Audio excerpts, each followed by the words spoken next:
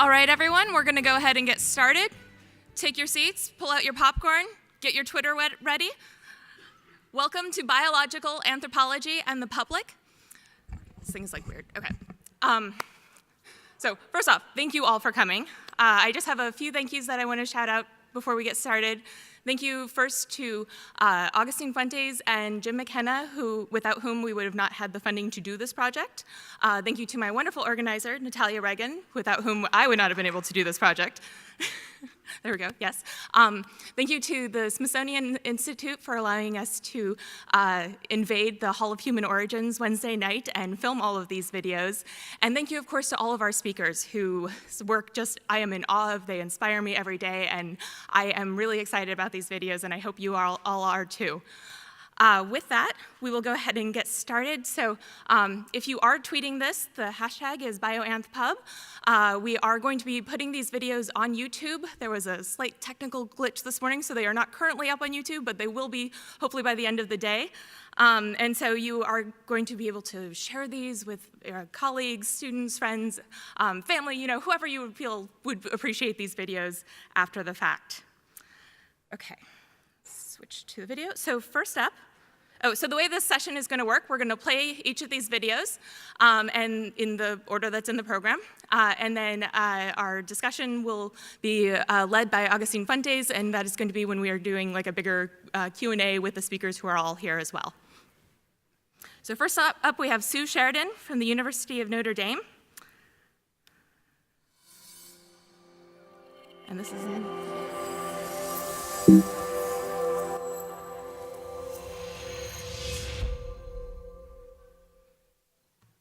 Hi, I'm Sue Sheridan. I'm a bioarchaeology professor at the University of Notre Dame, and I've been asked to discuss how I engage with social media. You're looking at it.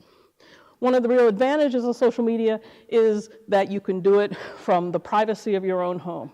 You can exfoliate, you can have weekend hair, be in your bathrobes, cuddle with kitties.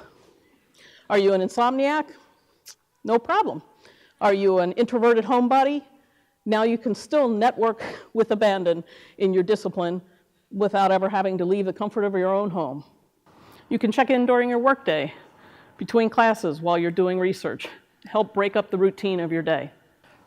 Running between business meetings, at a professional conference, no problem. I feel like I'm forgetting something. The anthropology scarf. Whether you're using your phone, a computer, iPad, tablet, any of these will work as long as you can sign on and add to the conversation. Today we have 20,000 members across all the platforms of BioAnth News, with nearly 100 countries represented and people from all 7 continents, including Antarctica. Most of our members are professors and students with a relatively large lay audience. We even have a couple of journalists that are members. For example, Steve Inskeep, the host for NPR's Morning Edition, once exclaimed on the site, "I live for BioAnth News." So what is BioAnth News, you ask? No one asked. I think they asked. I heard you ask. BioAnth News is a social media network that crosses multiple platforms to bring together scientists conducting research in discussion with the general public and students as an educational tool. BioAnth News communicates the excitement and relevance of anthropology to a non-academic audience. It utilizes an integrative anthropological approach to foster discussion. Although named for a specific subfield to capitalize on Facebook's search parameters, the selection of articles cross all areas of anthropology. The purpose of BioAnth News is to use social media to educate people about anthropology with an emphasis on connections to bioanthropology, to explore current research and its treatment by the popular press, to foster collegial interaction, demonstrating firsthand that people can actually disagree strongly yet remain professional, provide teaching tools for professors and graduate students, network students and faculty far and wide, and foster input from top scholars in anthropology. The inclusivity inherent in the open access nature of social media and the ability to address social justice issues related to health, race, poverty, sex and gender, and human rights are additional benefits. Pat Shipman, professor emeritus at Penn State, once observed, "This is a huge and very important service to the field." Bill Youngers, an emeritus professor at SUNY Stony Brook, added, "I've become addicted and depend upon BioAnth News daily for commentaries, educational resources, and good-natured collegiality." And Bob Martin, an emeritus curator at the Field Museum and adjunct professor at University of Chicago, once stated, "I unconditionally declare my love for BioAnth News." Over the 8 years the Facebook group has been active, we have had several success stories to point to. For example, the Facebook group helped generate participants for the groundbreaking SAFE study exposing sexual harassment in bioanthropology. It helped rally a public outcry about National Geographic's proposed airing of Nazi war diggers that resulted in cancellation of the series. Earlier this year, a white supremacist-generated dialogue box describing Jewish conspiracy to teach racial equality appeared at the top of any search for the Boasian approach on Google. A write-in campaign by our group members helped get the post removed very quickly.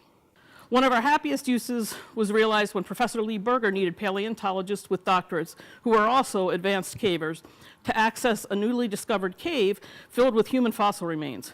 He posted notice on BioAnth News.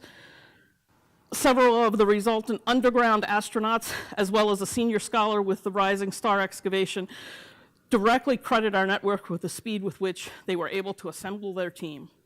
On a smaller scale, a retiring professor who wanted to gift his skeletal collection to an interested anthropologist found a faculty member at a small college via BioAnth News, providing teaching research opportunities that otherwise would not have been possible.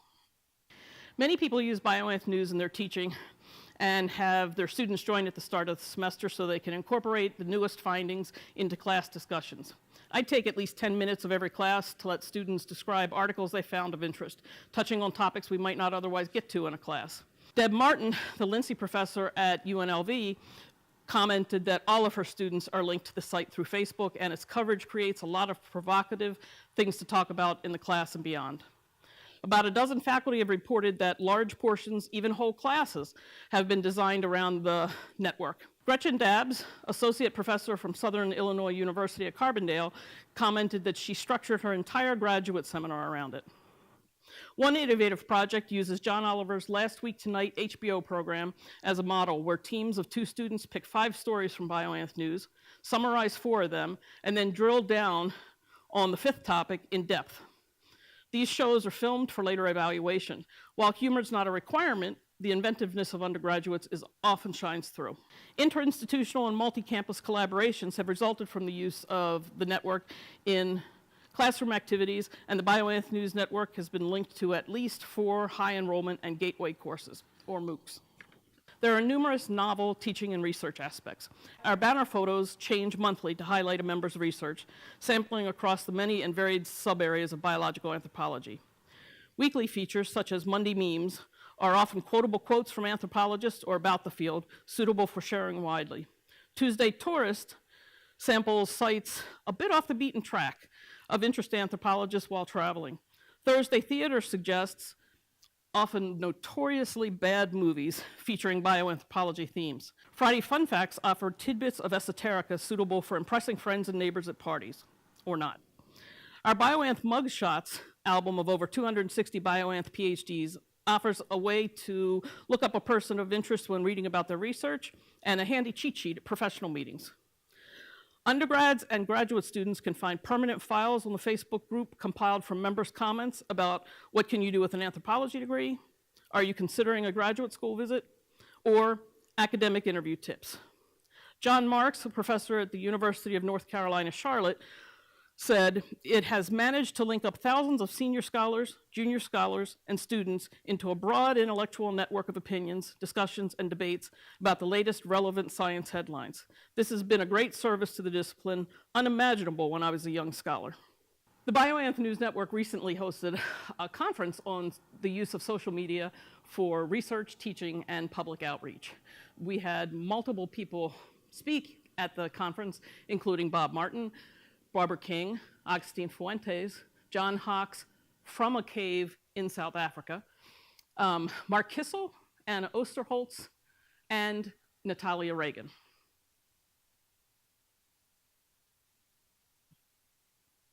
These are going to make up the beginning of our professional series on our YouTube channel for use in classrooms, and we'll have learning modules associated with them for students and the general public to use. Just the simple Facebook Live videos from the conference generated 1,500 views per talk. A crack team of undergraduates and graduate students have helped us build the social media network for Bioanthropology News. We have 17 administrators who are professors from all the sub-areas of anthropology to ensure we maintain the integrative anthropological approach of the site. As we continue to grow, we have begun a signature video lecture series by leading scholars who understand the importance of new digital media, created a series of interactive virtual reality and 3D activities for the site, are developing a series of BuzzFeed quizzes and lists for public outreach, and will begin an interview series to illustrate non-traditional careers in anthropology beginning next fall. We will continue to expand our educational goals using digital immersive technologies to show students and the public the excitement of anthropology, while enhancing critical thinking skills, fostering international interaction, and promoting inclusivity, civil discourse, and social responsibility through the creation of new offerings and the maintenance of the exciting nature of bioanthropology news. So come join the conversation. Sign up for Facebook, which acts as the mothership for the Bioanth News Network. Tweet us. Sign up for Instagram, or follow us on YouTube, where we have a bi-weekly Bioanth News and Review segment. We oftentimes post videos from different conferences. We have clips, comical and serious, for use in the classroom and just general edification. Thank you. Next up, we have a video by Kate Clancy. I don't actually know which one you prefer, I've just realized, from University of Illinois at Urbana-Champaign.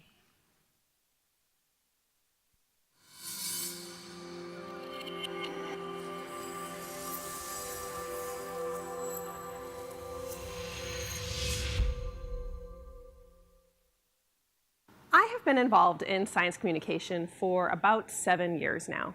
And I started out as an independent blogger. I was just on, a Blogspot blog. And, a few years in, I got invited to be in the Scientific American blog network. This is a really big deal. I was so excited. This was the heyday of science blogging in a lot of ways. There was an archipelago of blog networks that were all starting at this time. There was a conference called Science Online that had been running for a few years at this point. And you had to be kind of in the in crowd in order to get lotteried to get in. And you felt really cool to be part of the in jokes, to be part of this really fun crowd of people who really cared about science. Unfortunately, not too long into my time at Scientific American, my boss, who was also called the blog father, was sort of the person who was looked at with a ton of admiration in our community, turned out to be a serial sexual harasser. And I had never experienced any of this myself. I had been affirmed and supported and lifted up by this person. And so what was really hard about it is that, on the one hand, it was devastating to learn about all of these victims who had been deeply hurt and who, for a long time, had felt like they couldn't share their stories. And then what was worst was that moment inside of me at first, when I was like, well, this hasn't happened to me, and this is a person I really care about.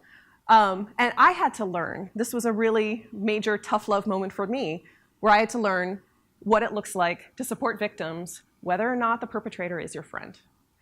And it led to a lot of sort of soul searching, and I began to really doubt whether or not I belonged as a science blogger, because I and several other female science bloggers who had never been harassed at all by this guy came to realize that we were his feminist front in a lot of ways.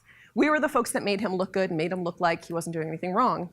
And that really took the love of science blogging out of me, to be totally honest. I managed to be at SciAm for a little bit longer, but at a certain point, I just had to stop. It just wasn't the right place for me. at the same time that this was happening, it led to me thinking a lot about our climate and our community. And this in crowd that at first I thought I so desperately wanted to be a part of, and I so desperately wanted to be in and cool and in this clique, I began to realize maybe the way we were organized, which was, are you cool? Does the blog father like you? Is maybe not the healthiest way to have any kind of community. And, are we even reaching the people that we want to reach? Are we stepping outside the ivory tower, or are we just writing posts that that our friends really like? And that's what really changed things for me and made me decide I didn't really want to do it anymore. So to my mind, some of the big problems that I faced with science blogging, and I don't think this is true for everybody, but for me, the big problems were a narrow audience. I surveyed my readers fairly early on to find out just who tends to read my blog, and the majority of my readers were white female anthropologists. So like me. And while it's really important for blogs to produce scholarship, and there are scholarly blog posts and whole communities of scholars who engage on blogs, my goal was not just to talk to my people. My goal was to talk to lots of people, and I clearly was not achieving that goal. And so I began to think more about the medium and more about one of the main problems, for me at least, for science blogging, which was that it's really easy to adopt the deficit model when your whole job is just talking at people and giving them your hot take on something. And I wanted to move away from a model that said, I'm the expert and I'm going to just in a top-down way pass on information to other people, and try to do what's called the dialogue model. So one that understands that people are, anybody in the public can contribute to the scientific conversation, can aid in scientific advances and discovery, and not that there's just a certain ivory tower full of scientists that are the keepers of all the knowledge, that instead this knowledge can be gained in many ways. There's also science communication literature out there that says there's a few other key components to really get your message across. And that's emotion, narrative, and perspective taking.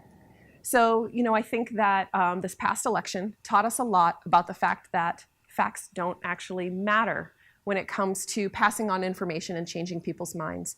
The appeal to emotion and understanding people's lived experiences and where they are coming from is how you'll actually reach them. So, the deficit model is never going to get us to a day where climate change is real, is like somehow part of our Pledge of Allegiance, or the NIH or NSF suddenly have unlimited funding and we all are doing all the science of our dreams. If we want to get to a more scientifically literate public, we have to be engaging in dialogue. For me, podcasting was how I could make that happen.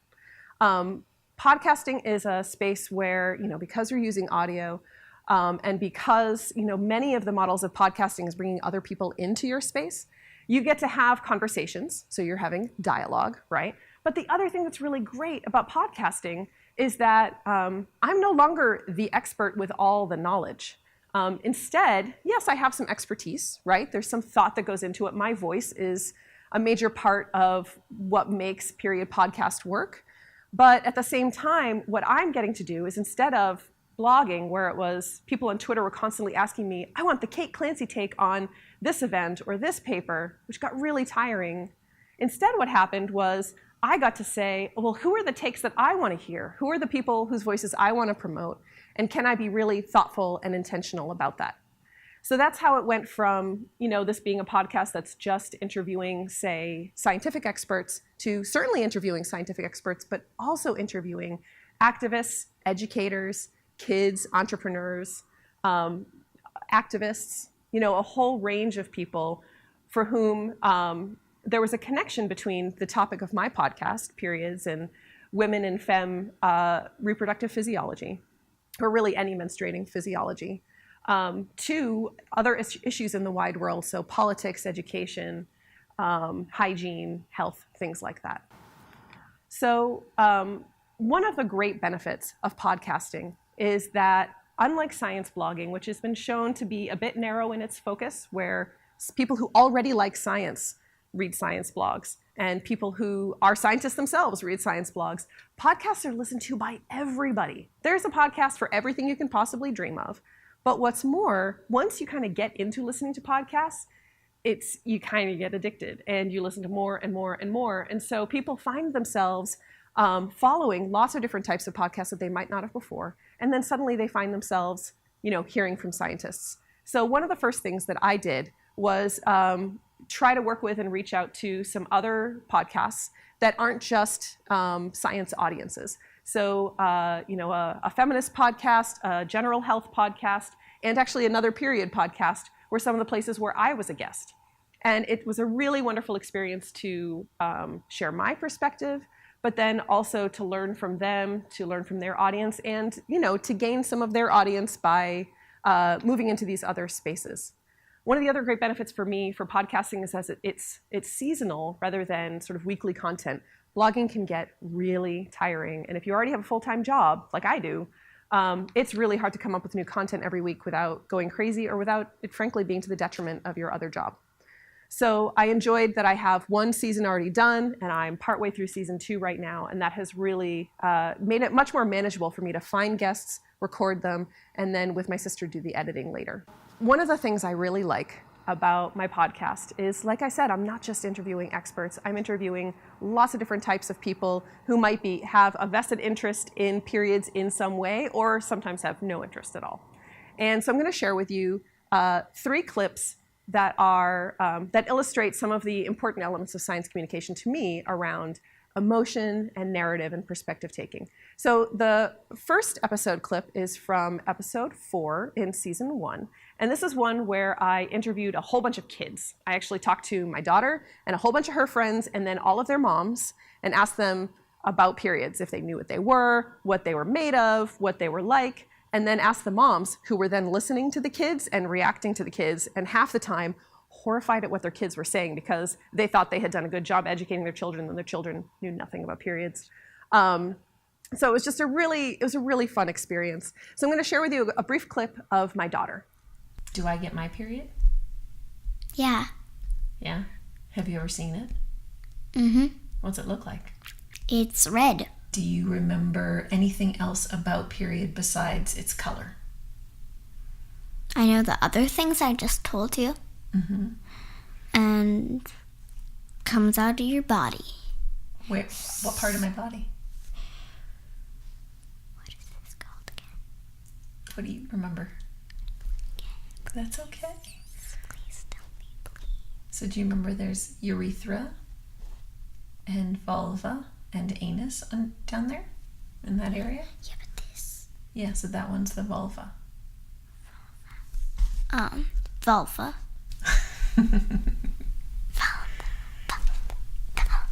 The next clip I want to share is one that's actually me.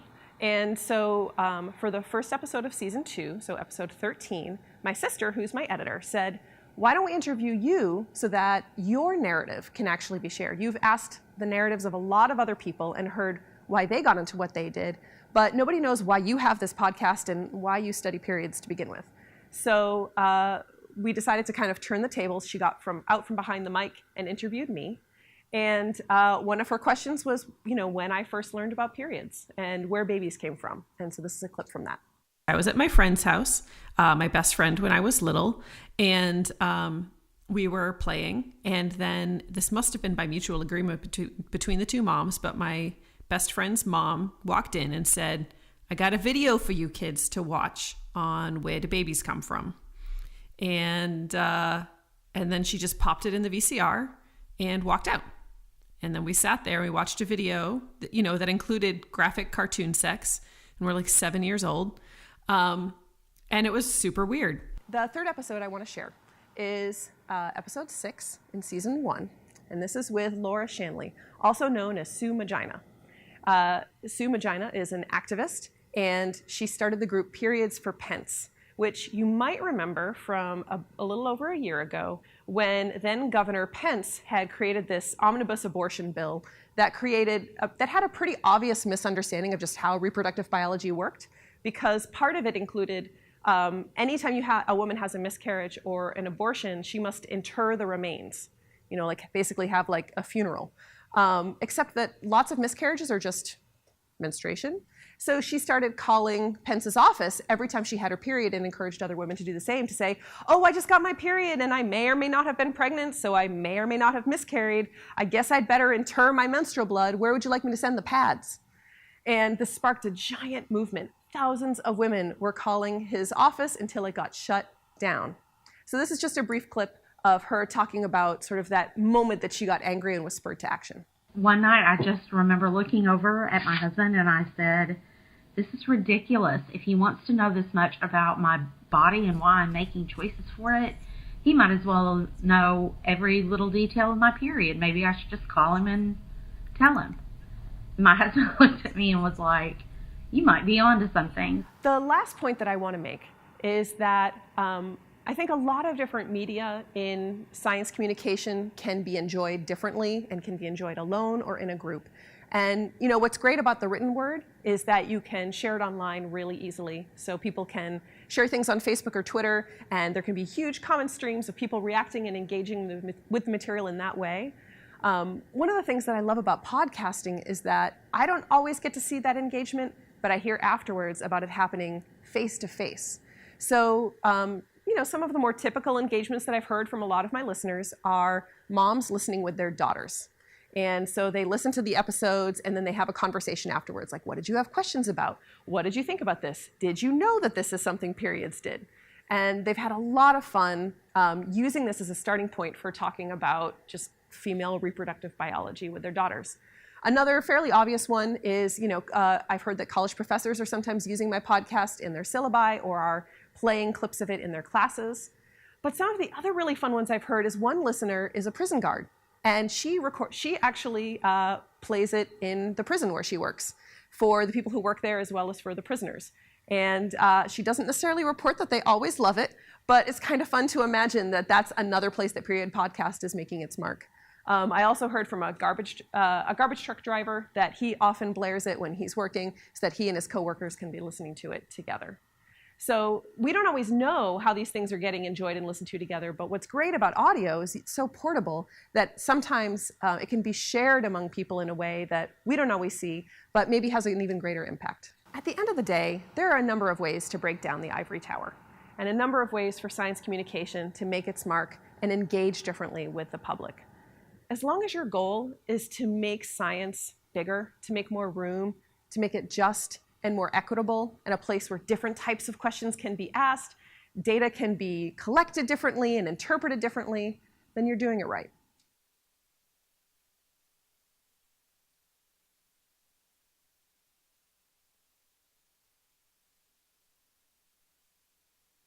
Okay.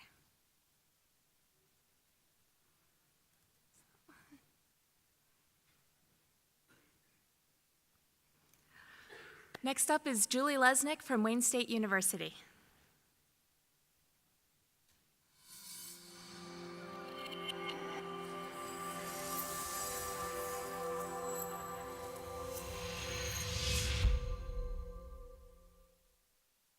Hello, and welcome to this, where I'm going to talk to you about how I engage the public using edible insects to talk about important topics like human evolution and the problems of ethnocentrism and the importance of sustainable agriculture. My name is Julie Lesnick. I'm a biological anthropologist who studies the evolution of the human diet, and I primarily focus on the role of termites. I started this work in about 2006. But in 2013, the United Nations Food and Agriculture Organization put out a monograph, over 200 pages, arguing why we should use edible insects as an alternative for our traditionally raised livestock.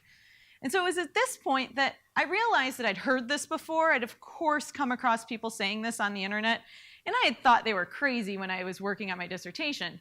But by the time 2013 rolled around, I'd been working on this for 6 years.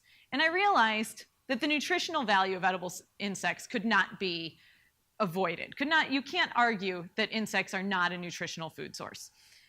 And so I realized that I had a lot that I could offer this conversation. I looked at the statement, and the authors of it were entomologists and agriculturalists or agriculturologists or people that study agriculture, and there are no social scientists.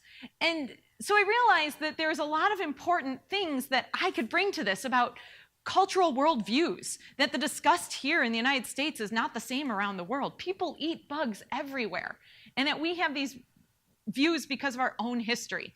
And so I knew that I could contribute to this conversation. So my foray into outreach really started with talking to other scientists. I talked to these entomologists and these agricultural scientists and tried to impart in them that the value of sort of the humanities and the social science perspective. And so that's one of my points that I want to start with, is that other scientists are still public engagement, talking outside of our specialty. Whether we like it or not, academics, we're a part of a society. And so we can talk to other academics outside of our field, and that's still engaging people with our work. And then from there, I then started talking to environmental activists, people who are really smart and care about the planet. And so I realized talking to them wasn't actually much different than talking to other scientists. And then from there, now people just are excited about edible insects. People just want to know more about it. And so I talked to a wide range of people, and it's all the same. You just kind of use common language, talk to people like they're people, and it goes a long way. And so what I'm going to talk about here is how I engage people, some of my tips and tricks. I have a website, I have a blog, I have social media, but there are people that do that a lot better than I do. I use that, though, to make sure I have a web presence so people can find me. And then they invite me to go give talks. And so all of my tips and tricks are really about giving talks. How can we communicate to the public in different sorts of public speaking engagements? So Julie's tips for public engagement. Tips and trick number 1, use bad graphics. Case in point. So I argue for using bad graphics for a couple of reasons. If you can create beautiful graphics, do it. But there's some really good reasons why you should use bad graphics. 1, they shouldn't take much time to put together. You're not looking for perfection, and so you can cut time by throwing it together and not worrying that all your shadows are facing the right way. As academics who want to engage with the public, it adds more time into our workday, right? If you're on the tenure track, of course, public service is a slice of that pie chart, but we really know what the universities are looking for. They're looking for research, grants, research when you're up for your tenure case. So as much as they might say public engagement is valued, we kind of get a different response from them when we put a lot of time into public engagement. So to do it, you need to evaluate yourself and do it because you want to. But in order to kind of maintain your academic career, it's good to find ways to do it efficiently. And so bad graphics is one. I'm not trying to create a coffee table book with any of my visual aids. I'm just trying to get my point across. The other reason why I really like using bad graphics, and probably the most important way, is that they work as bad visual jokes. Right? They stand out as something kind of odd, and it brings the attention back to the talk. As lecturers, we all know that point where eyes are going to glaze over. And when I'm teaching my students, I don't really care because I have a lot to get through. They have a bunch of resources in which they can look things up, and they're still responsible to do well on the test. But when I'm talking to a public audience, it is my job to keep them engaged. When we're publicly engaging people with our work, we need to be entertainers as well. And so those graphics just show them that I'm not taking myself too seriously, and it might get a laugh. That's my goal. Maybe I'll get a laugh. The last reason why I really like using bad graphics is that it keeps my talks fresh. I give the same talk over and over and over again. And so that's one way it's efficient. If I can keep using the same talk, I'm not putting a lot of work into it. But the problem after years of giving the same talk, I just want to shake people. I'm like, why do you not know this already? I've said it 1,000,000 times. So by creating a little bad graphic each time I give a talk, it keeps me fresh, it keeps me engaged, it keeps me excited to see if I'm going to get the laugh I'm looking for, and it makes me a better presenter when I give that talk. Tip and trick number 2, target the kiddos. Wait, we're going to use that graphic again? No, I put 10 minutes into it, so all right, let's go with it. All right, so tip trick number 2, we're going to target the kiddos. Now this is funny because I don't like kids. I just don't. I don't get them. I don't know how to talk to them. They don't like me. But I see the value in interacting with them. And so I'm very engaged in all of our university STEM days or alumni days where people bring their kids. I participate in other summer camps run outside of the school. And the reason I do it is because although I am rapidly aging, I still remember what it was like to be a kid. And I remember the things that stuck with me when I was a kid. For instance, when I was 5 years old, I learned from the late, great Whitney Houston that the children are our future. Teach them well, let them lead the way. And no joke, when I was 5, I'm like, preach it. I did not think she was talking about me. I'm like, we gotta teach the kids.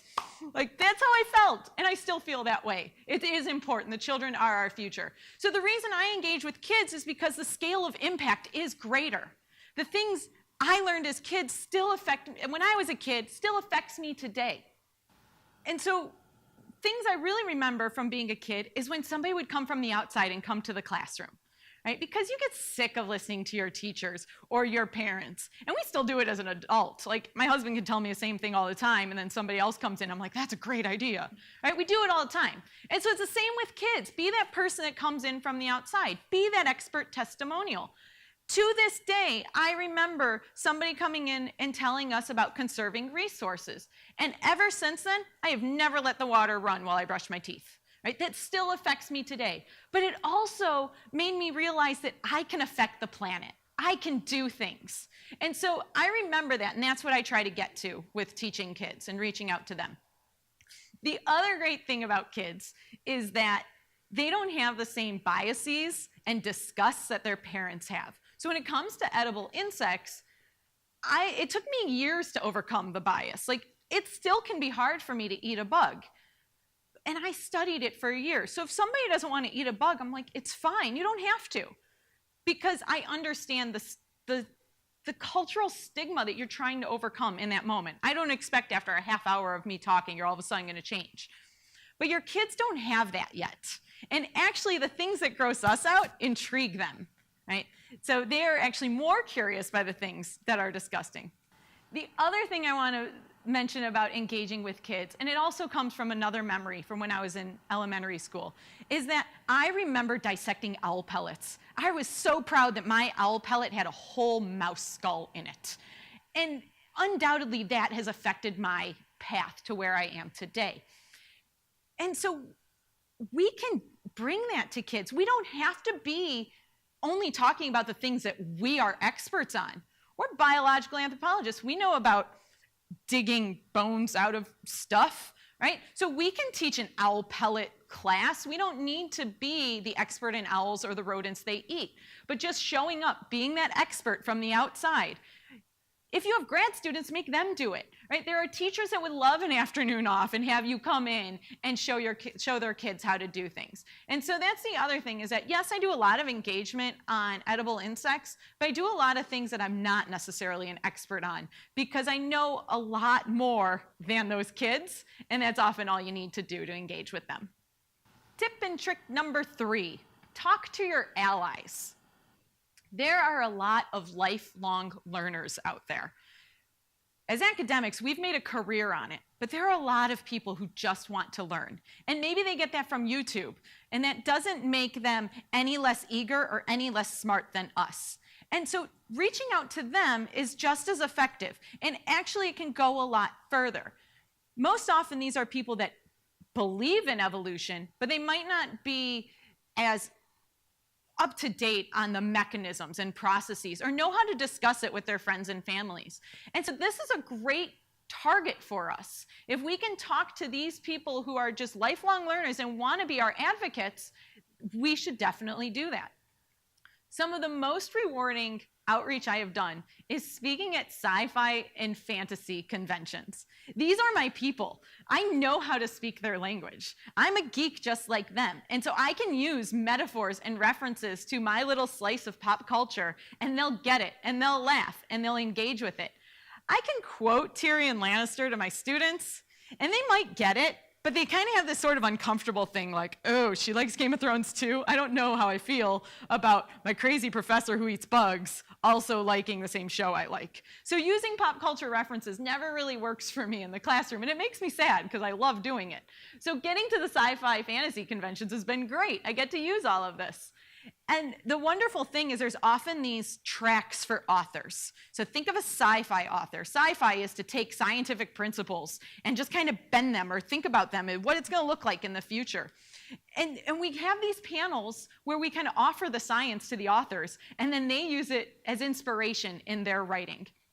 And so I've spoken on topics of what will the food look like 3,000 years from now? What could we eat on Mars besides the potatoes we see in The Martian? I've also talked about, for kind of the fantasy side, how would mystical beasts reproduce? Right? So these are things that I get to engage with, and because they want to use real science in their writing. They want it to be believable, and I get to contribute to that. But the best part is that I get to have a panel on edible insects, and then afterwards, I get to talk to people about how insects are used in elixirs in Breath of the Wild, or why don't they eat more bugs in The Walking Dead? Oh, come on, Daryl ate like one bug. He ate an earthworm, and it was like presented in the like, Daryl's crazy, and he eats a possum and such. It was not, no, right, Georgia is in the South. It's like the tropics of the United States. There's tons of bugs. I don't know why they didn't eat more bugs. Anyways. But those are the conversations I get to have, right? Because now all of a sudden, I get to point out these things, these inconsistencies, or how we just inadvertently speak bad about eating bugs without even realize it. And I get to engage a whole audience with the kind of the pop culture surrounding edible insects. Tip and trick number 4. When in doubt, show a chimpanzee clip. As biological anthropologists, we're advocates for the rights of non-human primates. And it is important for us to do that and to say that primates are terrible pets and that they should not be used in movies or TV or commercials, right? And it's important for us to say that. However, we can use the same tricks as Hollywood because, gosh darn it, watching primates is really fun. And so we can use videos of them in their natural habitat and then use that as our opportunity and our platform, like, these are great. Shouldn't we save them? Shouldn't we conserve their environments? And they're terrible pets, and that's one way you can ruin their habitat and how they live their lives. So don't make them pets, but we can learn so much from watching them. So chimp videos are my go-to. If I'm a little worried that my audience might not be there, I slip in a chimp video. And for me, it's great because chimpanzee tool use, especially, is amazing.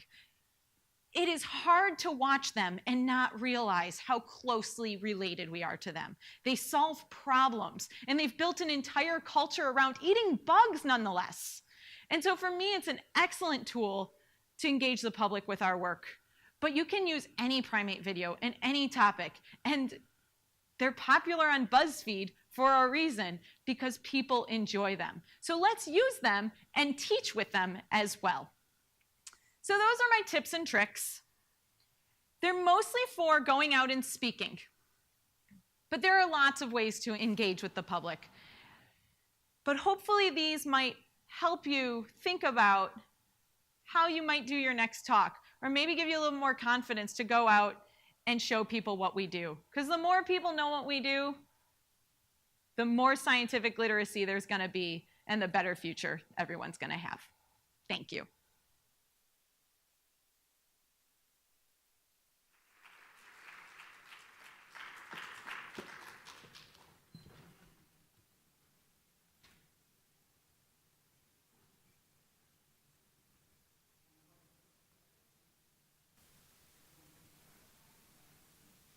All right, next is Becca Peixoto from the American University.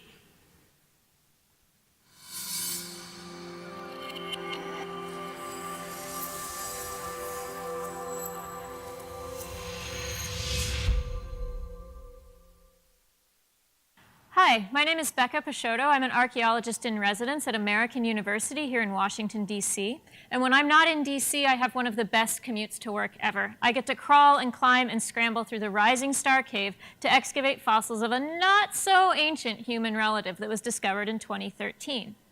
And since this video series is about bioanthropology and the public, there's something you should know about me. I am not a bioanthropologist. I'm an anthropologist, yes, but my academic training is in archaeology and not in the field of bioanthropology. I'm part of a team of more than 100 scientists with all different specialties, everything from bioanthropology and archaeology to geology and different parts of technology, that are all working together to try to understand fossils of Homo naledi and the cave in which they were found. Back in 2013, two South African cavers, Rick Hunter and Stephen Tucker, discovered fossils in 30 meters underground in the Rising Star Cave system in a really remote chamber. Rising Star Cave is in the Cradle of Humankind World Heritage Site just outside Johannesburg, South Africa. And with more than 2,000 fossil specimens recovered from two separate chambers in the cave, representing more than 17 individuals and dating to only 236 to 335,000 years ago, Rising Star has become one of the richest fossil hominid sites, and in my mind, one of the most exciting fossil hominid sites in Africa. But before we knew all that, before any of us had any idea what we were getting ourselves into with this project, Rising Star made its debut on social media with this ad posted by Lee Berger. The ad was asking for people who were willing and able to excavate fossils on the wrong side of some really tight squeezes in this cave. The post was shared through Bioanthropology News Facebook group and through other social networks where a friend of mine saw it and sent it on to me. Now, back then I had just finished my MA and I was focusing on historical archaeology. I was pretty far outside what you might call the mainstream of bio or paleoanthropology. But I had this unusual combination of excavation skills and technical skills and, yes, physical characteristics I can squeeze through an 18-centimeter gap that Rising Star needed. So here already, before we've even found any fossils, before any excavation has happened, before really any science is being done, already social media is helping us build connections and build a stronger network. Throughout the month-long 2013 Rising Star expedition, while some of us were busy underground excavating, our colleagues on the surface, people like Lee Berger from the University of Witwatersrand, John Hawks from University of Wisconsin in Madison, and Andrew Howley from National Geographic, they were busy on the surface tweeting and making Facebook posts and producing blogs and producing videos, all telling the story of what we were doing underground. This is part of a almost paradigm shift for field science, where researchers are willing and are taking the risk to share our process, what we're doing in real time before we even have any idea what we're going to find, before we know what our results are going to be. When we went back to Rising Star in September of this year, both chambers of the cave, the Dinaledi chamber where the original Homo naledi fossils were found, and the Lesedi chamber where more remains of Naledi were found, both chambers were equipped with Wi-Fi. That let us, as excavators, make our own posts, to tweet, to post on Facebook, to engage with students in classrooms all over the world, thanks to Joe Grabowski's National Geographic Explorer Classroom, Skype, and Google Hangout. We were able to talk to people from the cave, which, you know, that's pretty cool, even if the science you're doing is totally awesome too. And those archived National Geographic Explorer Classroom videos are available on YouTube, and they've been viewed 3,500 times in the last 2.5 months. That's a lot of connections and a lot of people seeing what we're doing who might not otherwise have access to science in real time. Some of the kids and teachers who tuned in to watch us live from the cave got to see fossils that were discovered while we were online with them. These kids were seeing fossils on screen at the same time as Lee Berger and John Hawks were seeing them for the first time on screen. Talk about social media bringing you to the front row of human origins, of the study of human origins. John Hawks points out that this use of social media, sharing our excavation in real time, shifts the power dynamic, giving voice to the scientists and a direct line to the public. For example, the narrative arc of the 2015 NOVA National Geographic documentary, Dawn of Humanity, that narrative was practically written by the tweets and Facebook posts produced by the science team during the excavation itself. And the story was already written, and the producers of that film really did need to follow our story as opposed to one that they thought they understood. I see social media in Rising Star and Homo Naledi shifting the power dynamic in a second exciting way. Many of these tweets and posts and videos go on to have a life of their own outside of the cave. During the 2013 expedition, the inimitable John Mead, at Evo Explorer, that's this guy, created a series of video Twitter play-by-plays for his middle school science classroom. Those videos have since been viewed more than 84,000 times in 20 countries. And in 2015, John came back and interviewed many of our excavators and explorers from the team. And his video interviews with us on his blog have been viewed 125,000 times in countries from Hong Kong to Hungary, from South Africa to Sweden. And this is really great outreach for our project and for John as an educator. It's not just our original posts on social media that build connections between us, our research, and the public. It's also the cascade of networks that are built through those connections as they multiply. And it's not just in the educational realm. Homo Naledi has had this whole other life outside of the classroom and outside of the cave. Rising Star and Homo Naledi have appeared in memes, like the Tupperware party meme, and it's been in political cartoons, in comics as a long-lost relative, in editorial cartoons as a sports fan, and even as a political candidate for 2 different countries. And often those reference that it has the brain the size of an orange. My underground astronaut colleagues and I have lost track of the number of out-of-the-blue Twitter and Facebook connections that we've made with teachers and with students and with community groups. We've beamed ourselves into classrooms all over the world, been able to talk to people, answer student questions, and really engage with people using social media, whether it's on a tweet or responding to posts, or whether it's face-to-face, so to speak, through a video screen. One group of students contacted Hannah Morris and asked if we would lip sync on the video for their class project. They'd written Homo Naledi themed lyrics to the song Shut Up and Let Me Dance, with lyrics like, "Are you an Australopith or in the genus Homo?" How could we say no? Of course we did. That was really fun. And Lindsay Hunter was found out through social media that a little girl she'd never met had dressed up for her as Halloween. I'm not saying all this to say how cool we are. Rather, I'm trying to give some examples of how, for us, for Rising Star and for Homo Naledi, social media gives people an opportunity to be excited about these fossils, about science, and about human origins right alongside us. When we share our stories of science, discovery, and exploration, we're creating space for kids and adults too, to weave these things into their story as well. Now, sometimes social media has let Homo Naledi go off on adventures all its own. Sometimes Homo Naledi's social media trajectory has gone way outside of our core networks, had a grand old time by itself, and then filtered back to us through other connections. Take, for example, the video from a South African music festival called Opikopi, where this band right here, with a death metal name, Satanic Dacha Orgy, sings a cheerful, happy, pop-punk fusion song about Homo Naledi. It's not science, it's not bioanthropology, strictly speaking, but I seriously doubt that many fossil hominids would show up at music festivals if it weren't for social media. We take a big risk when we decide to put our work out on social media. When we put hashtag Homo Naledi, when we say hashtag Rising Star Expedition, which is too long for a practical hashtag. When we say hashtag Dinaledi Chamber, hashtag Lassetti Chamber. When we add all that stuff to our tweets and our Facebook posts and our blogs and our videos, we take a risk.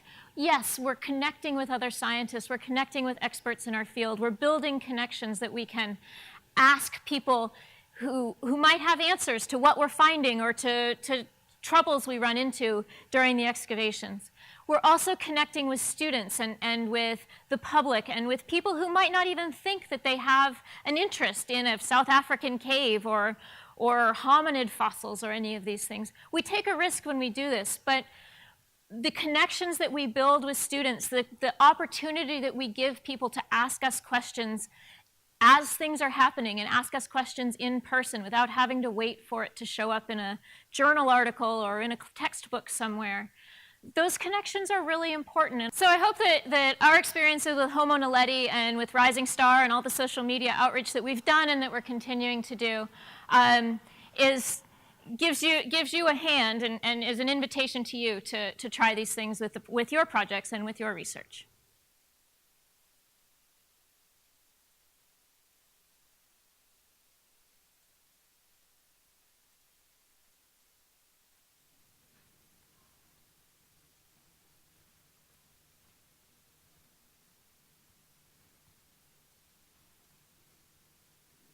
Now we have Natalia Regan from the Boaz Network,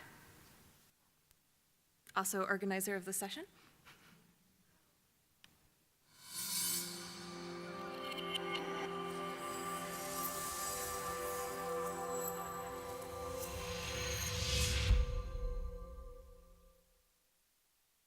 It is said that in the darkness of the Smithsonian National Museum of Natural History lurks a fearsome yet strange beast. She, yes, she, engages in what is best described as a lyrical interpretive dance, as if a rabid yak had made furious love with a ferret. She wears her best kimono and sequins beret, flits about the Hall of Human Origins in an ecstatic tizzy until she collapses from sheer exhaustion. And then, and only then, does she produce the skull of her favorite hominin, Paranthropus boisei, and recites this soliloquy. Let us listen as she says it in her native tongue. Let me see. Alas, poor Zinj. I know him, Horatio. A robust hominin of infinite jest, of most excellent flaring zygomatics.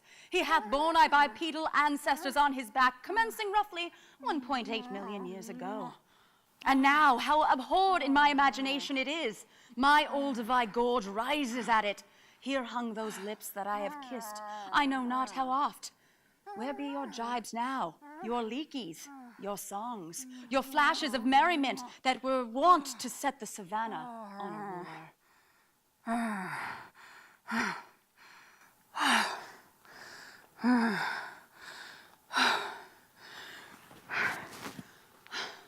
What? You act like you've never seen a Sasquatch in the Smithsonian before.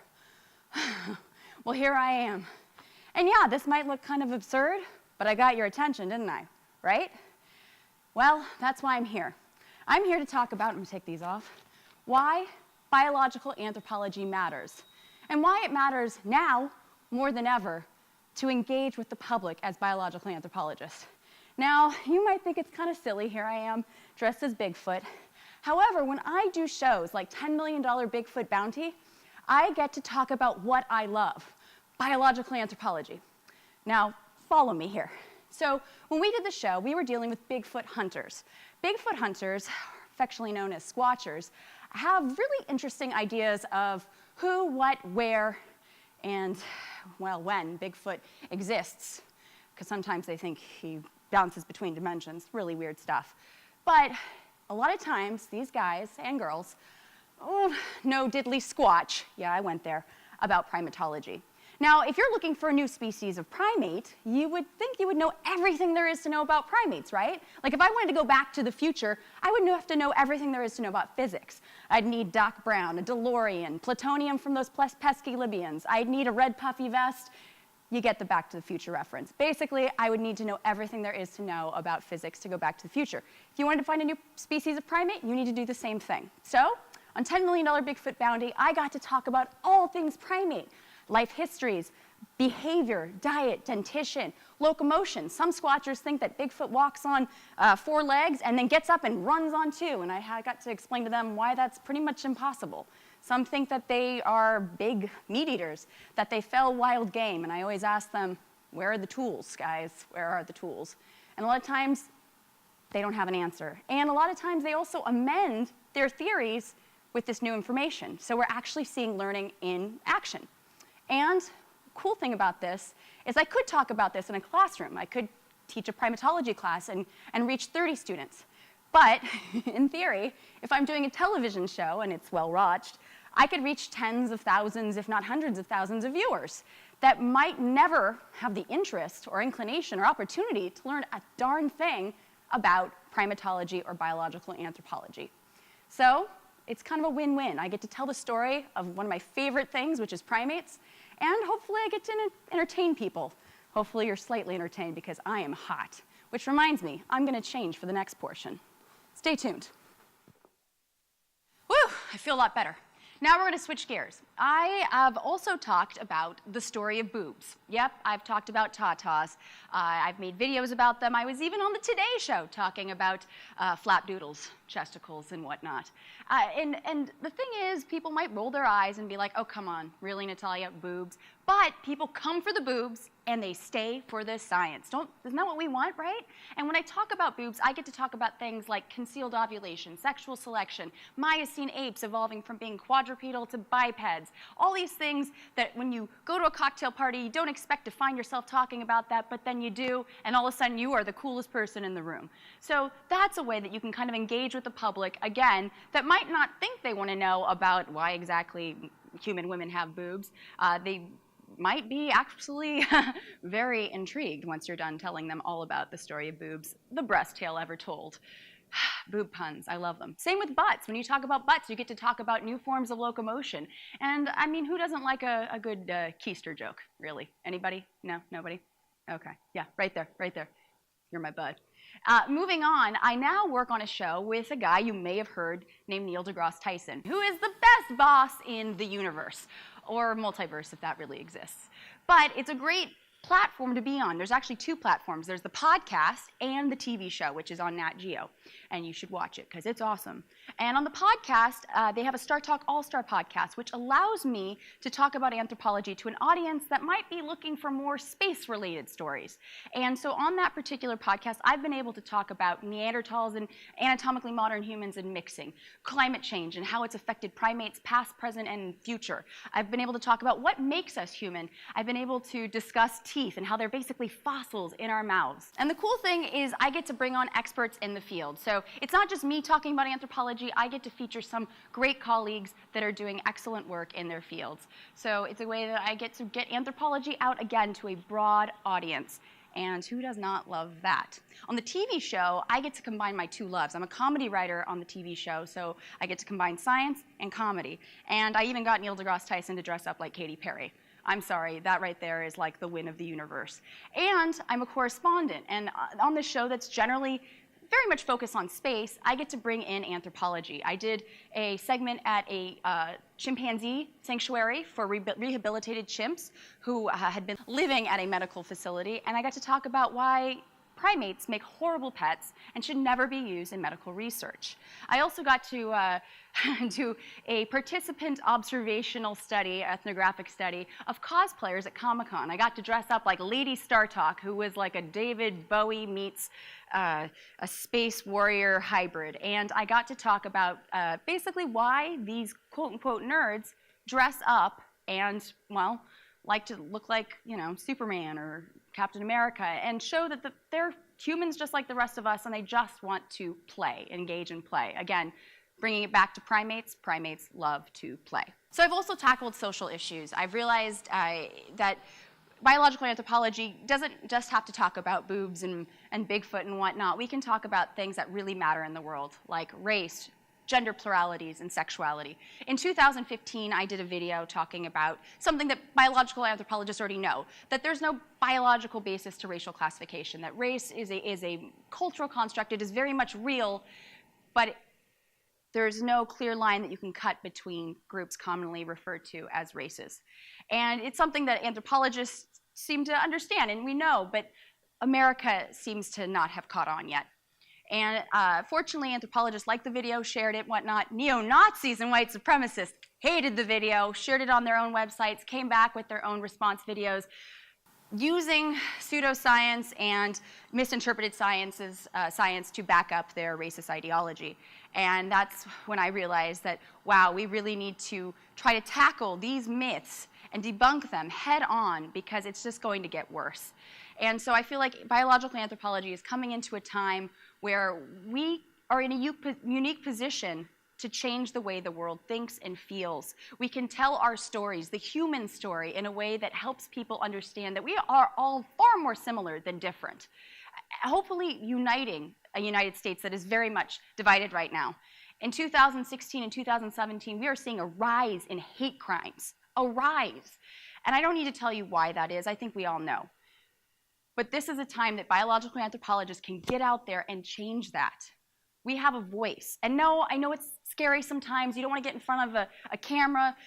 You don't want to put yourself out there because, let's face it, scientists can be mean to each other. However, there's other ways you can do that. You can take to Twitter. You can take to Facebook if you want, although that can get messy. Let's all be fair. But know your strengths. If you're an excellent writer, write a blog. Write an op-ed. If you've got a great sense of humor, again, Twitter is a great way to tackle those sorts of things, or write a funny blog.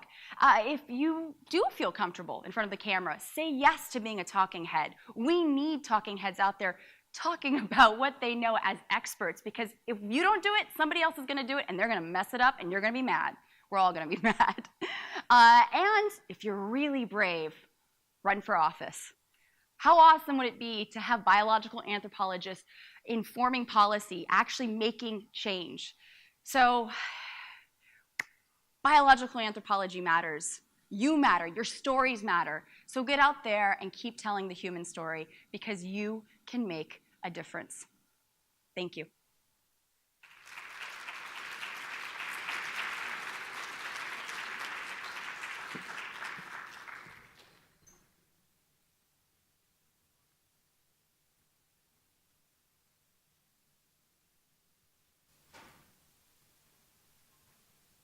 All right, our last video is Brianna Poppener from the Smithsonian Institute.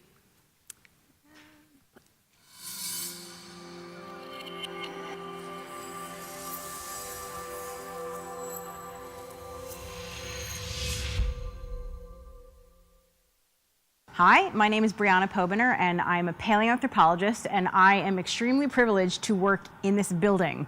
This is the Smithsonian's National Museum of Natural History, and I'm standing in the Hall of Human Origins, and my office is 2 floors up.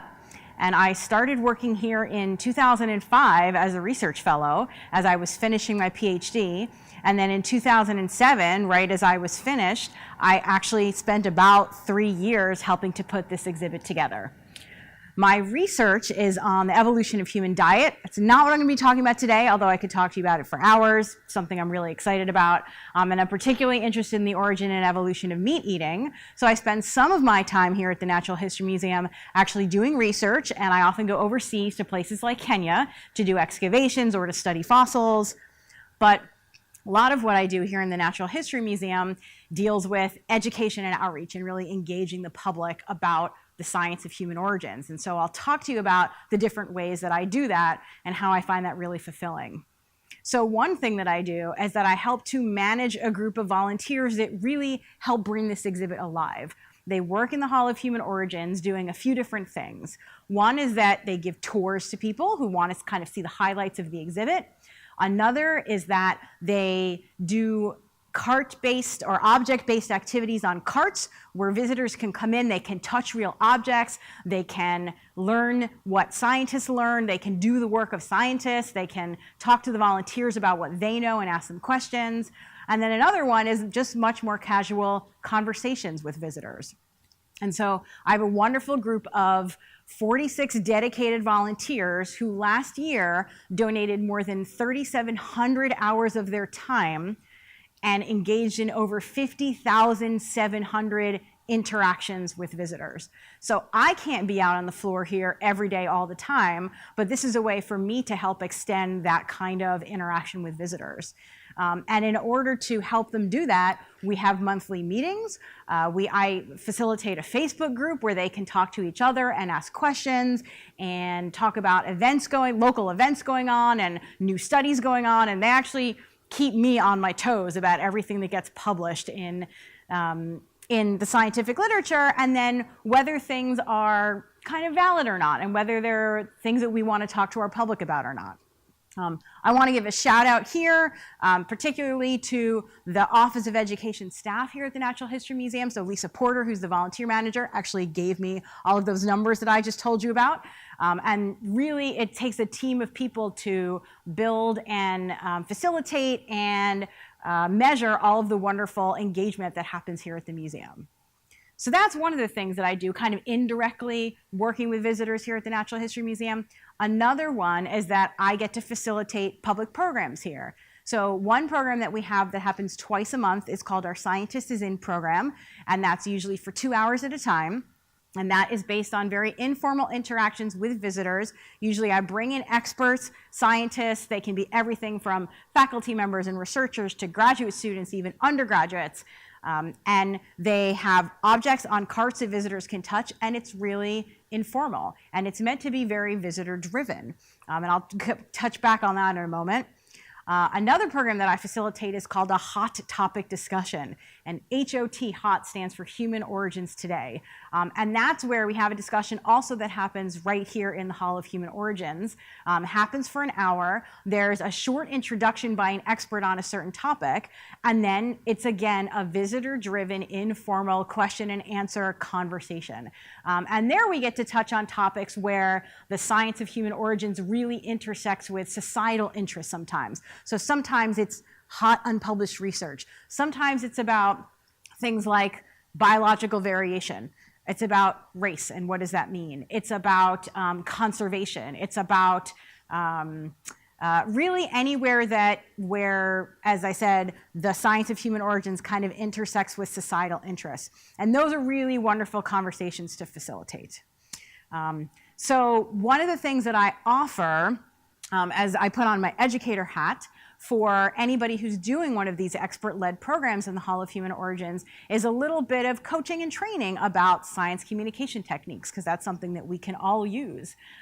So when I'm talking particularly to graduate students or maybe to people who aren't as comfortable with or familiar with or haven't had a lot of practice with engaging with the public, because as we go on our scientific careers and get more and more kind of deep into our research, sometimes we forget how to talk to the general public about what we do.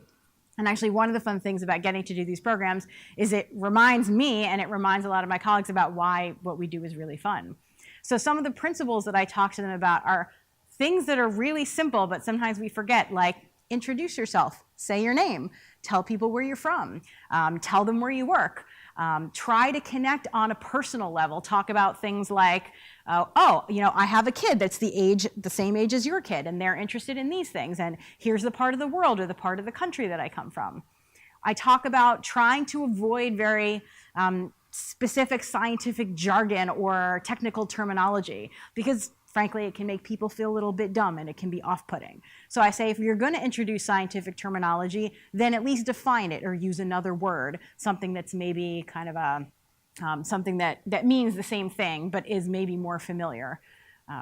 I also talk to them about using analogies, and this is a really important principle in science communication. So if I were to tell you that the brain size of a particular early human species is 400 cubic centimeters, you might not really know what that means off the top of your head or inside your head or something like that. But if I tell you that it's about the size of a baseball, then we're all set. So trying to make the unfamiliar familiar by using an analogy can be really helpful. I also talk about, particularly when engaging with kids, just bend down and get on their level. Look them in the eyes. Validate their questions. Tell them that they could be scientists when they grow up. And one of the things that I like to do when I'm participating in these public programs is I always tell kids that I'm going to let them in on a secret. I'm a scientist because it's really fun. I get to solve mysteries and I get to go on adventures. And I'll talk a little bit more about my own experiences doing this in a moment. I had a really great conversation recently with a graduate student from George Washington University who's done her 4th Scientist is In program now. And we were talking about how it's a different experience when you're surrounded by a lot of people, which happens here in the spring and summer, particularly at the Natural History Museum, than in the fall and winter when it's a little bit quieter. And she was also talking about how in her earlier Scientist is In program, she had developed an activity that she was kind of leading visitors through, and how that was a particular kind of interaction that was more scientist-driven, because she really wanted them to go through particular steps and come up with particular conclusions. And while it's important, one of the things I will coach the participants to do is think about what are your main messages and think about maybe some hook lines and questions that can draw people in. But she realized that when she had more casual conversations, that they tended to be more visitor-driven and they tended to be longer and deeper interactions. And so I think having more practice in that can be really helpful. And the last thing that I tell people is to really try, and it's hard for scientists because we're so excited about what we do. We want to tell everybody about it all the time. Maybe that's just me because I'm excited about what I do.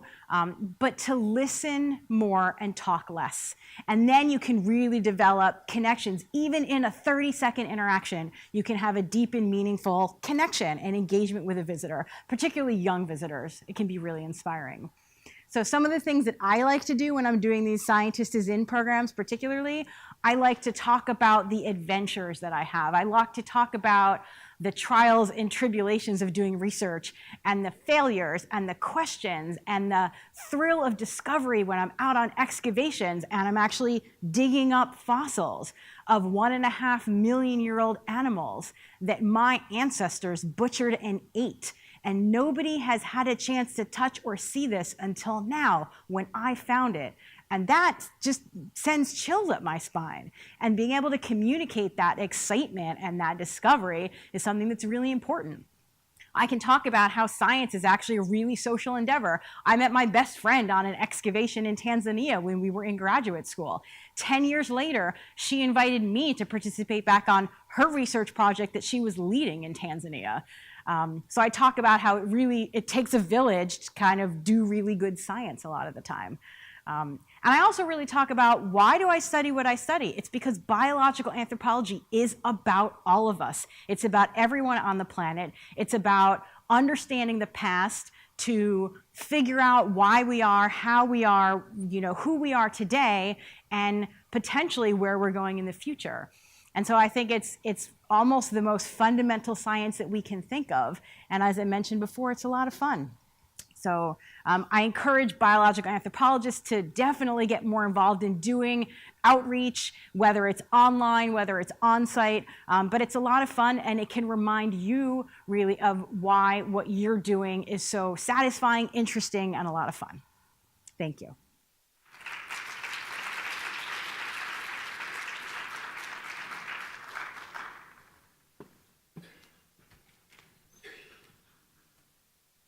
All right, at this time, I would like to invite our speakers to join me up here on the table, and Augustine Fuentes is going to be leading Augustine Fuentes from the University of Notre Dame is going to be doing the discussion. I'm doing way too many things at once here. Don't mind me at all. And I'm just gonna put this one slide up. I've been staring at this water the whole time. You don't have slides, right? Cool. Okay, that may or may not show up. So just a reminder, these are going to be online later. Okay, so thank you all for attending, for participating in this. I want to thank the organizers for putting it together. And I'm just going to give you some very, very brief comments and then point out why we're here and then provide the opportunity for you to talk with our presenters. If you try to find science on many of the websites supported and put up by our government, you will find it rapidly disappearing. Our current vice president is explicitly anti-evolutionary, does not believe it exists, and also, as we heard, has no idea how women's bodies work. But that is not a surprise. Science is not just fun, it's not just informational, it's not just important to engaging with the world. Today, science in the public, getting knowledge translated from the academy to the public is absolutely critical. It is a moral and ethical demand that must be met and followed by academics. We can no longer do what we do behind the closed doors or only in the ivory tower. If we don't do it now, it will not get done and it'll just get worse. What we saw here today are multiple ways in which innovative scientists are engaging with the public by using social media, by doing podcasts, giving lectures, museum exhibits and engagements, educational context, being active in television and radio, by attending and giving lectures. All of these take extra work, much of which is not recognized under the contemporary academic landscape for promotion, tenure, and retention.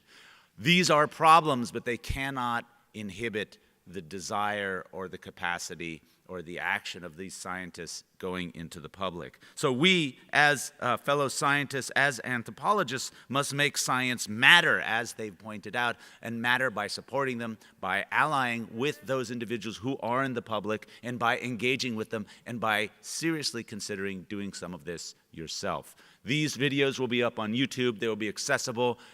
We ask that you use them, show them, engage with them, and convince your students, your colleagues, your relatives to watch them.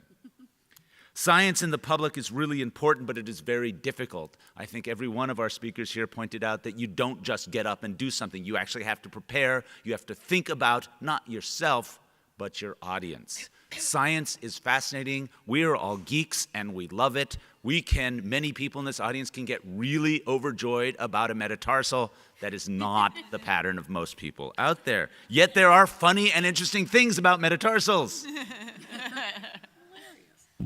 And it's that capacity to think about what your target is, what your outcome is, how you get there, and to use entertainment, comedy, visuals, whatever it is, personal narratives, to get that information across.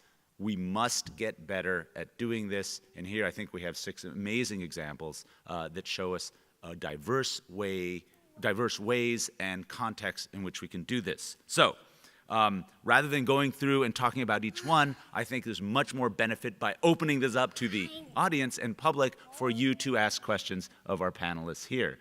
So we have a good bit of time. So I would ask anyone who has questions, please stand up, come to one of the mics, and ask a question. Yes.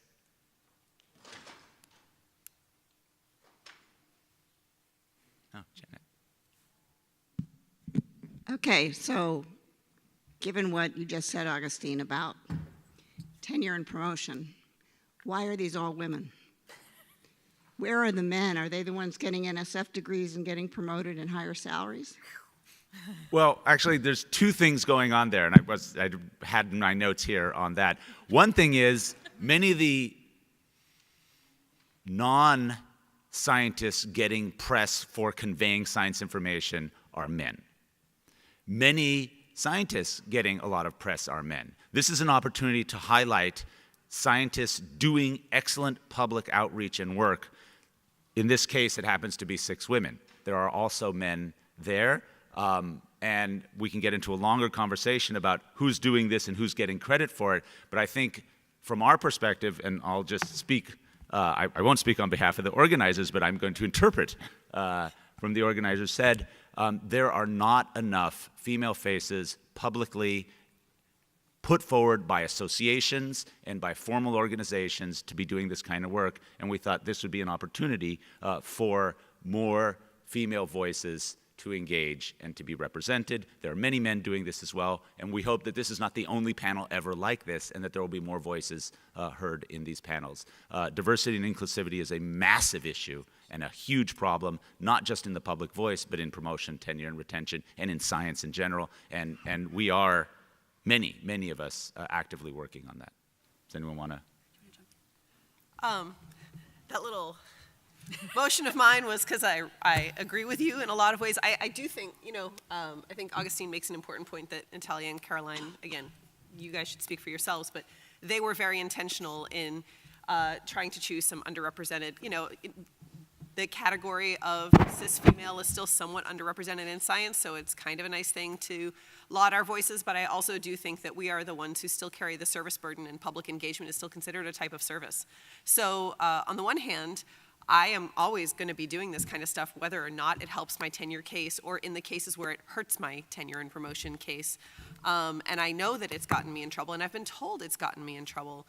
But, and I think that that's why, the AAA, I actually served on a committee on the AAA last year to look at tenure and promotion guidelines around issues of public engagement, because there's all this hidden stuff that happens where people tell you in your meetings with your department head, oh, hey, just so you know, you maybe shouldn't be doing so much of this blogging. That's like, for instance, stuff I was told to, quote, rebudget my time.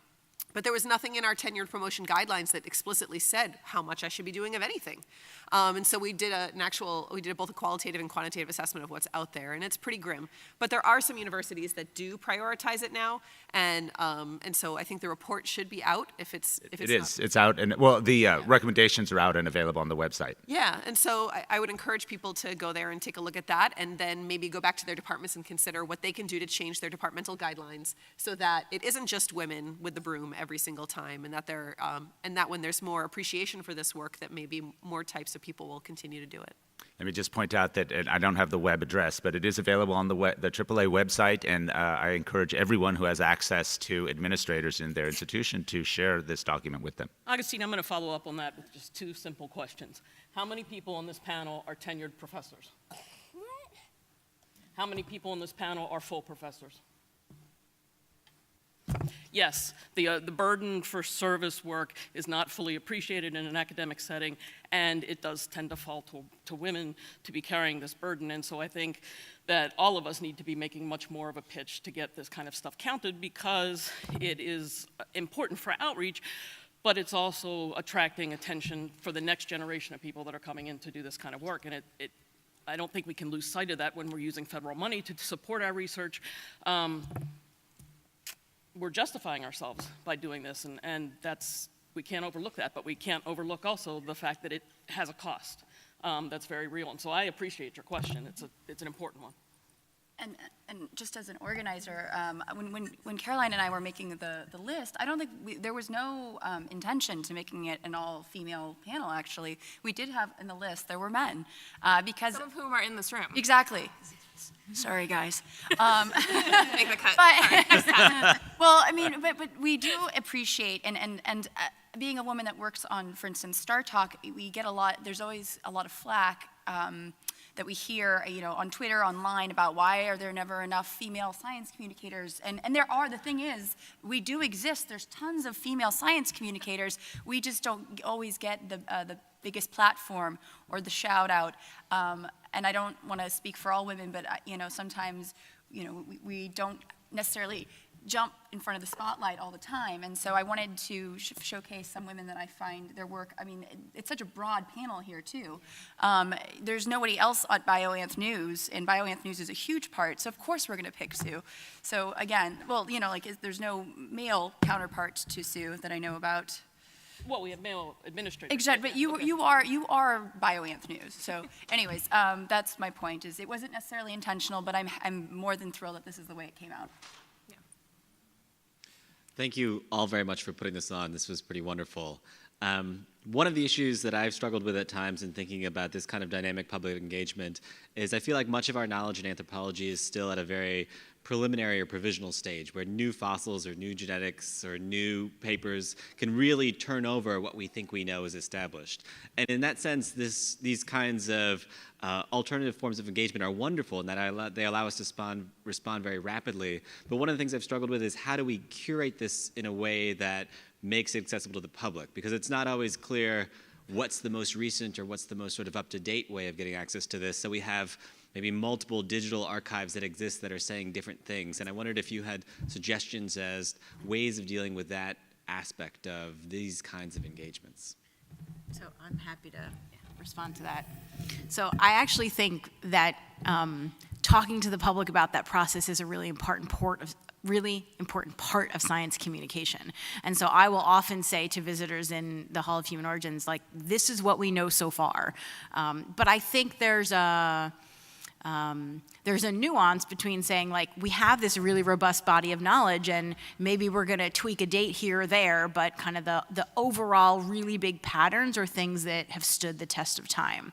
So I think talking about the process of science and the nature of science during our science communication is actually really important.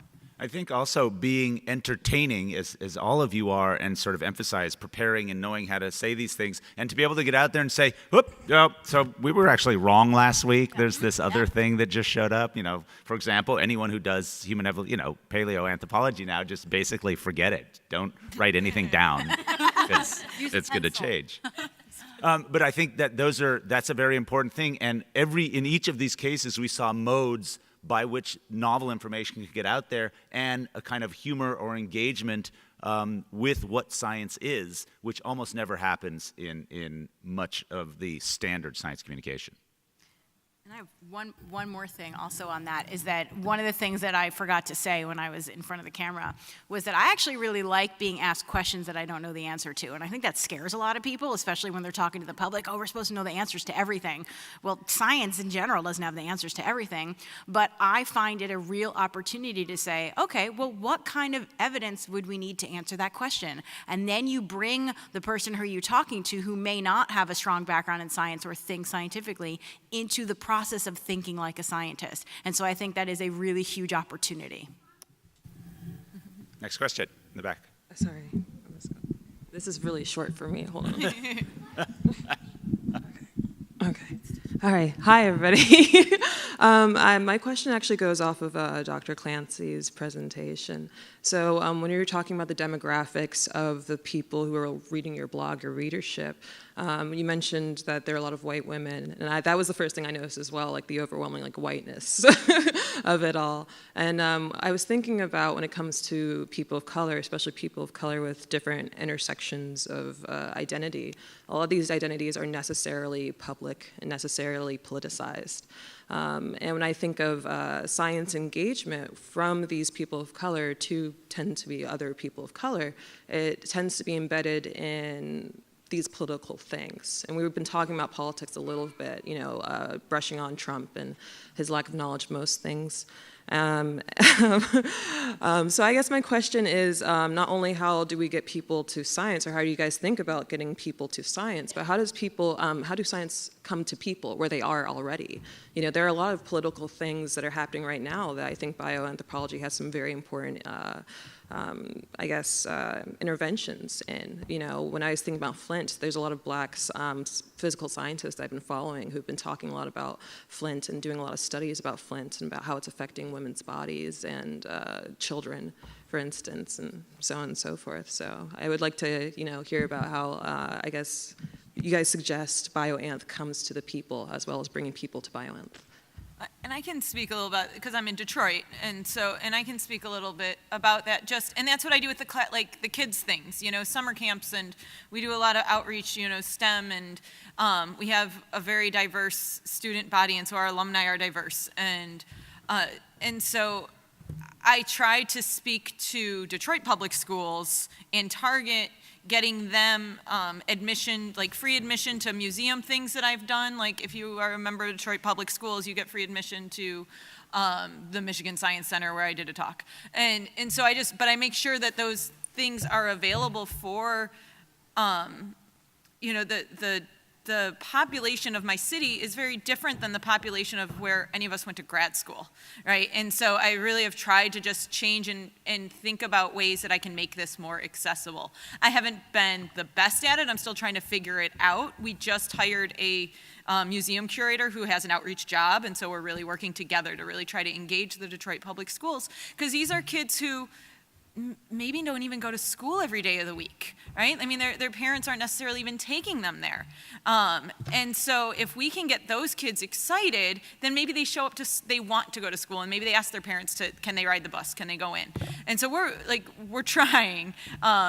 And that's the only thing I can really speak on it. The other thing I do want to mention there, though, is from BioAnth News and the mugshots, right? So trying to talk about science and put up the faces of the people, and then you start seeing diversity of who is doing this, and especially representing the diversity. I don't think I put a face of every researcher that I talk about, but especially if it's going to represent diversity, I make sure to make an extra effort. There's a major issue in biological anthropology, and we don't want to take up too much time here, but there is the unbearable whiteness of biological anthropology currently, and we are tackling that as an association, the American Association of Physical Anthropologists, through the IDEAS program. Susan, Anton, Rip, and Molly and I have put this together and are working hard to change the demographic makeup, which is at the upper levels, not at the undergraduate level, but in fact we get reductions at the at master's, further reductions at the PhD, massive reductions in the professoriate.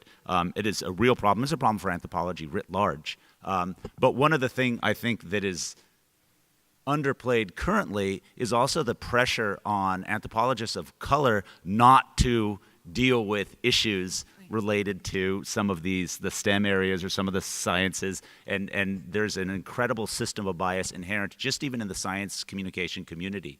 And those are realities, and I think realities that it's worth acknowledging and speaking out about.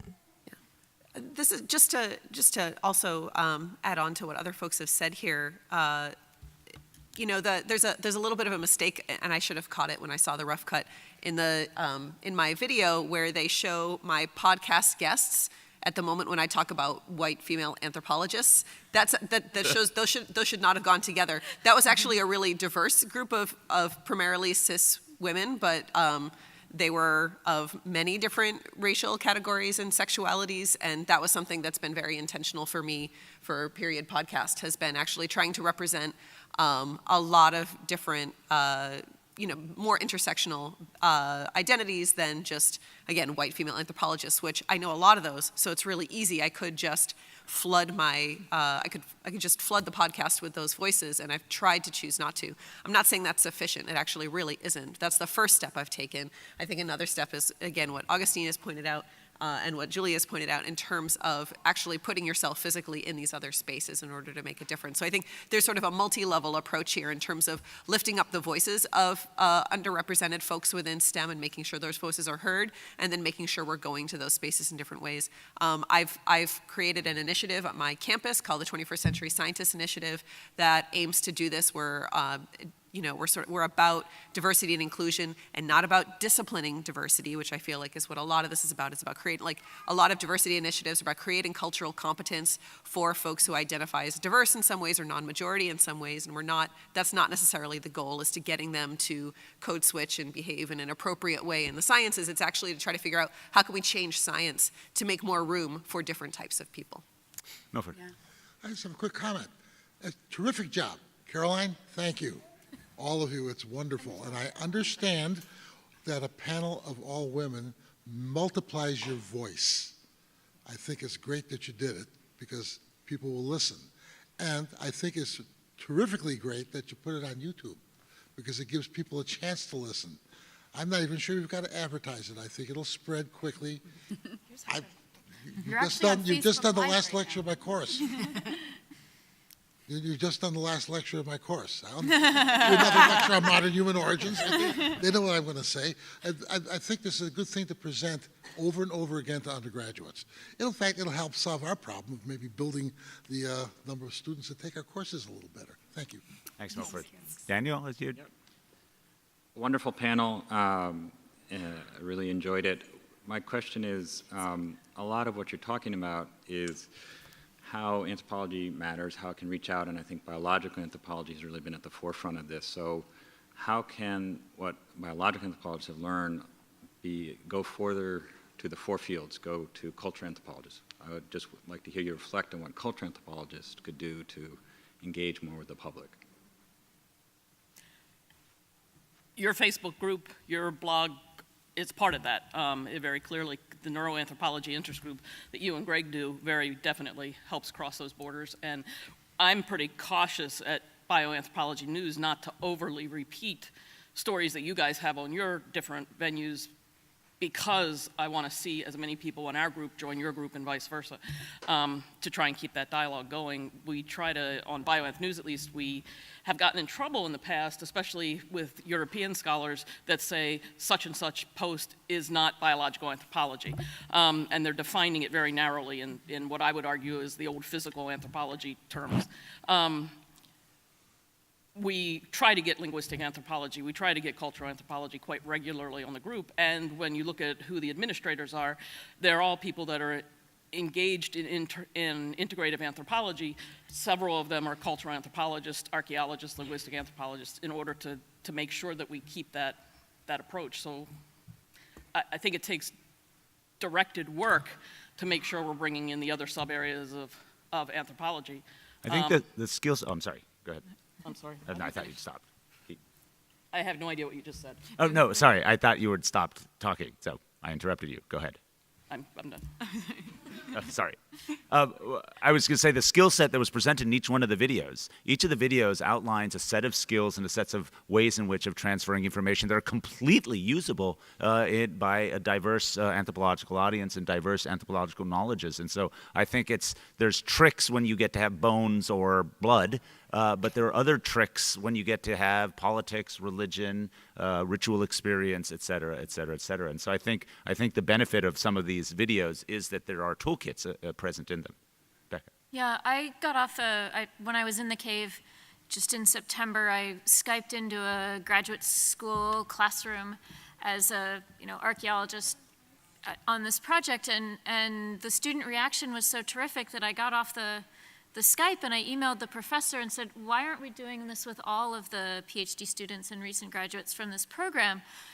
Sometimes it's yes, we as the scientists need to be starting to put ourselves out there, but sometimes we need an invitation as well. So I was trying to encourage that particular professor to reach out to some cultural anthropologists and linguistic anthropologists who are in the field right now and ask them, will you come and do this? Because we all have these ideas, but sometimes you do need that invitation to come in.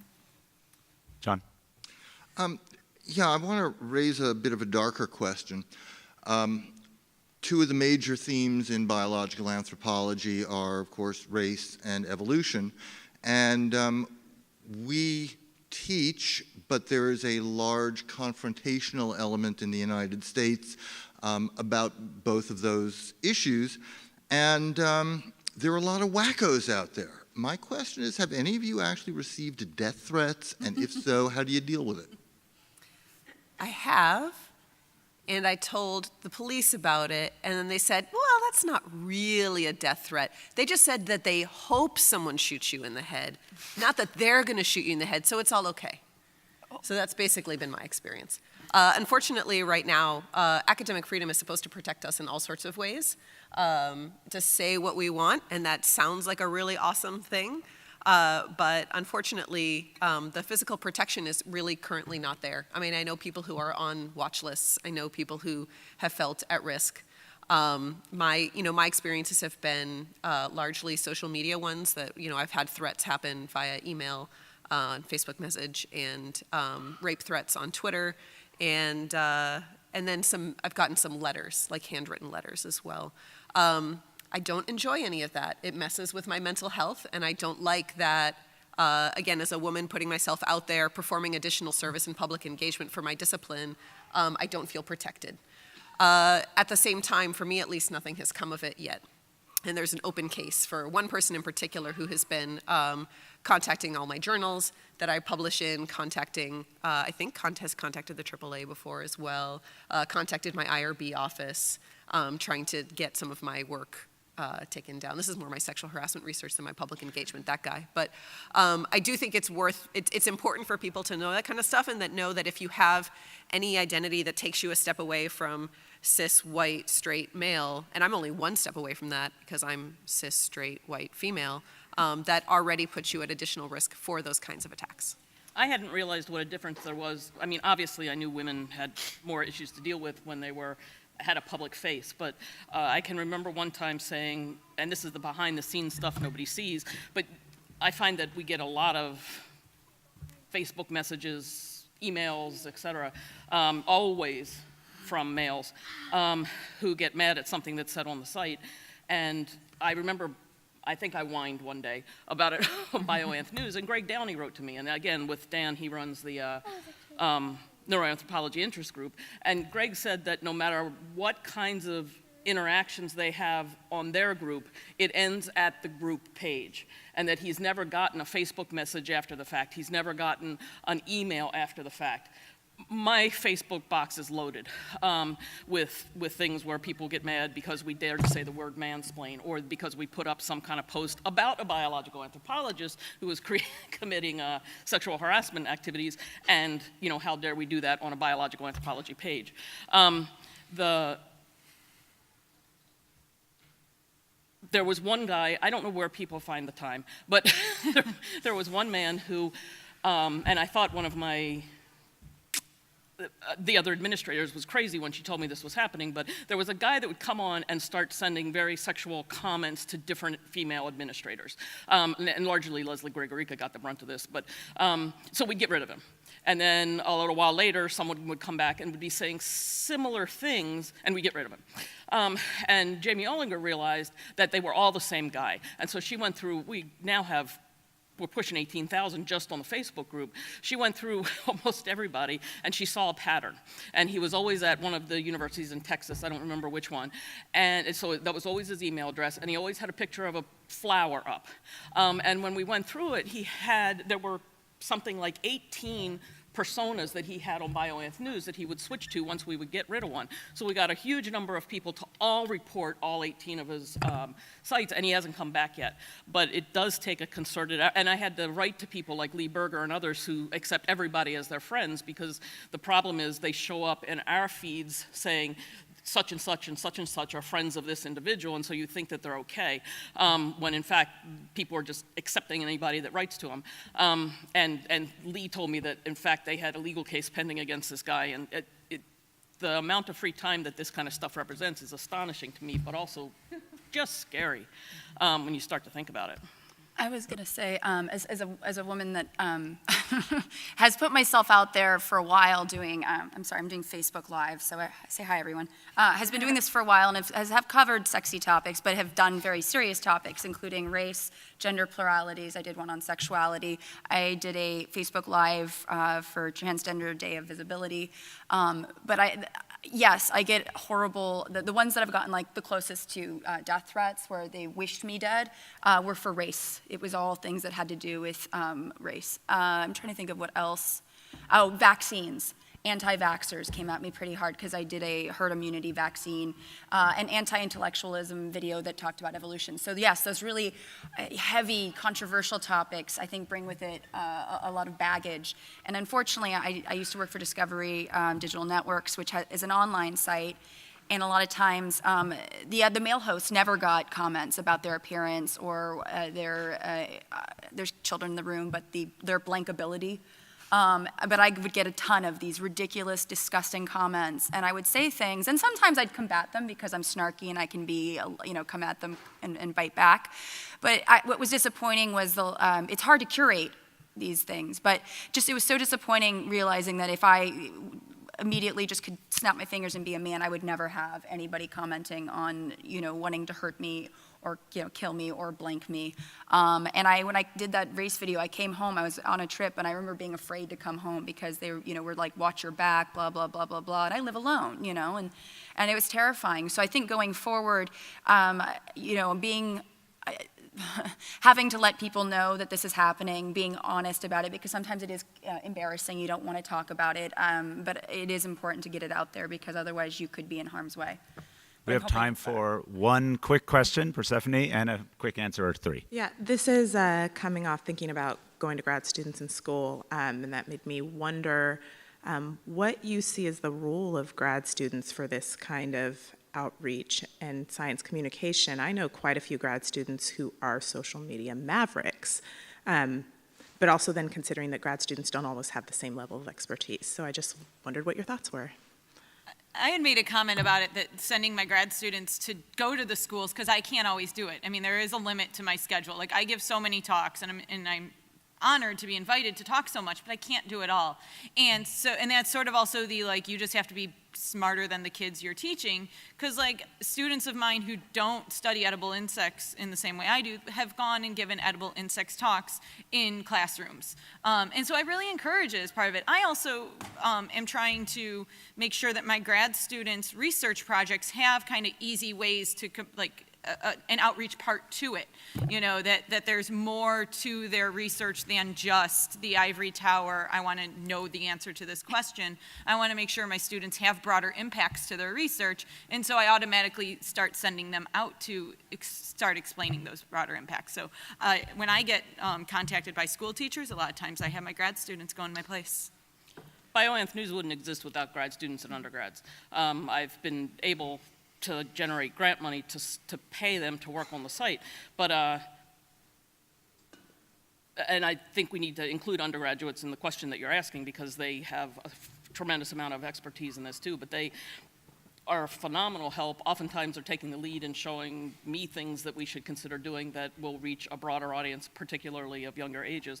And it, from just a purely pedagogical standpoint, it sets up a multi-tiered teaching system for engaging with the public in science. But I can't emphasize enough the fact that I wouldn't be able to do it if it weren't for the grad and undergraduates that were involved. As someone who's recently not a grad student, I think that some of this outreach and going to classrooms as a grad student to give these talks and to participate in social media projects, I think that should be part of grad students' training. You know, just as we want it to be part of our package for tenure and professional development, I think that teaching grad students to engage with the public and giving them opportunities to practice that, I think that that's really important. And as professors and teachers, if we can build that into our classroom and our training programs, that would be helpful. So I want to, Brandon, do you want to? Well, there are, including one recent grad student who's on the panel and a grad student and former postdoc who's in the audience. I really reach out to graduate students, postdocs, younger faculty to do programs at the Smithsonian. And so thank you guys for having done that, and I hope it's been useful. So I want to thank the organizers and all the panelists for their incredible contributions here, and we want to thank the audience for attending. And please, everyone, once they're up on the YouTube site, go check them out, share them, be loud, be proud, be anthropologists. Thank you. Thank you.